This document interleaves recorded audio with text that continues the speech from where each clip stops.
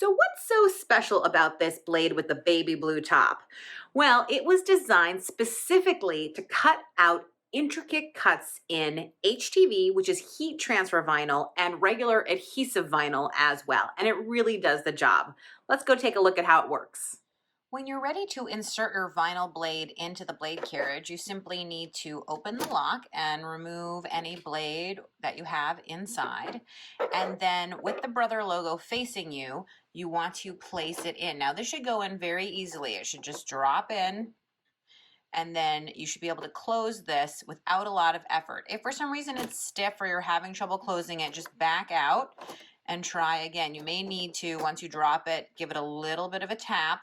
You should be able to close it just with your pinky even, and that should be absolutely in there.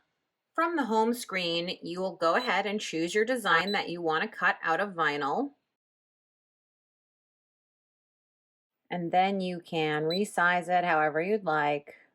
If you are using a Word and HTV, you may want to or need to reverse it. I have a symmetrical design and I am going to be cutting it out of adhesive back vinyl, so I don't need to do that. I'm going to go ahead and say OK. You need to choose to cut. And then the other important thing is when you're using the vinyl blade, you need to make sure that you turn the half cut to on. And that's true whenever you're cutting vinyl. What you want to do is go into the settings, and you're going to scroll down, and where it says half cut, you're going to turn it on. Now there are some additional settings here. So for instance, cut pressure, half cut, mine is set to a 3. The factory setting is actually auto. I always do a test cut to see what the setting should be, and the last time I cut, I think it was 3.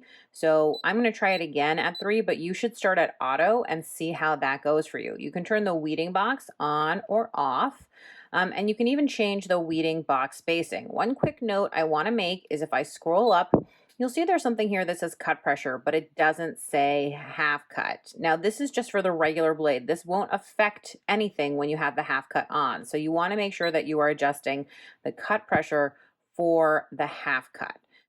If I wanted to add a weeding box, I would have to move my design away from the edge. You'll see what happens when I turn this on. It says it's out of the effective area, it cannot be added. So I'll say okay. But if I go back a screen and I move it a little ways away from the edge and I hit okay, please select, cut. My half cut is on, but I want to turn on that weeding box function. So I'm going to go ahead, turn the weeding box function on, say okay. Now the weeding box shows up because I'm far enough away from the edge. Now I obviously went dramatically far from the edge. You don't have to be quite that far. You just need a little more space than it being all the way up in the corner. And this is how you're really going to conserve your vinyl, which is really nice. I want to make sure to do a test cut to see if this pressure was the right setting or not. It's much better to do a test cut every single time than to waste your materials.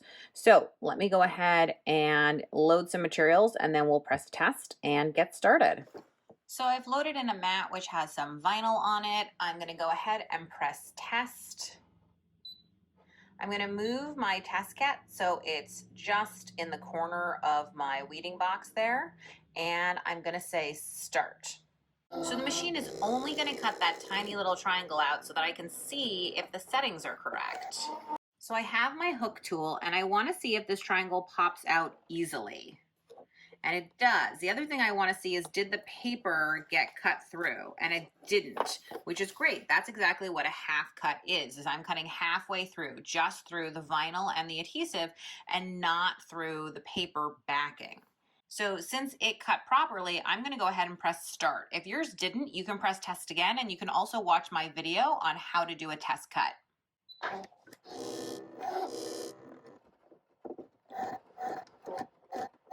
Once it has finished cutting, you can see the design just barely. There you go, it's been cut out. So I'm going to go ahead and weed it.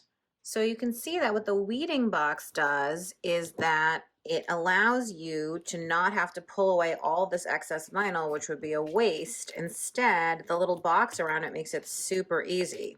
And you can see what the vinyl blade does is that it makes it so that these cuts are just clean and beautiful, even in something as intricate and small as you have here. So I'm just going to take my time pulling out all these little bits and pieces. Look how tiny these cuts are, and they're beautiful and clean.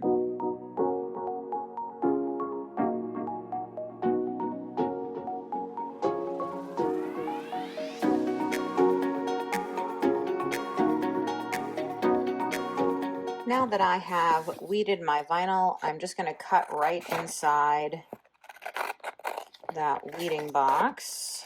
I have a blank card here, and I'm going to use a piece of transfer grid. If you have questions about working with vinyl, I have lots of videos on the topic that you can check out. Now for my card, my plan is to put a sentiment down here, so I'm going to go ahead and place my vinyl towards the top and rub. I should be able to peel it away, leaving the vinyl behind. Check out how beautiful that is. I think it's absolutely gorgeous. And the most important thing is these tiny little cuts. The quality on these cuts is absolutely amazing, and that is because of the vinyl blade. It does a great job getting out all these tiny little intricate bits. Thanks so much for watching. I hope you learned something about your vinyl auto blade. I'll be back next month with a video that covers what else is in that vinyl auto blade kit, all the different features and exclusive little bits and pieces that you get. So I hope you'll check that out. And of course, be sure to subscribe if you want more tips, tricks, and tutorials. And you can visit my online classroom at balzerdesigns.com for lots of great online classes. And don't forget about the ScanNCut website at ScanNCut.com.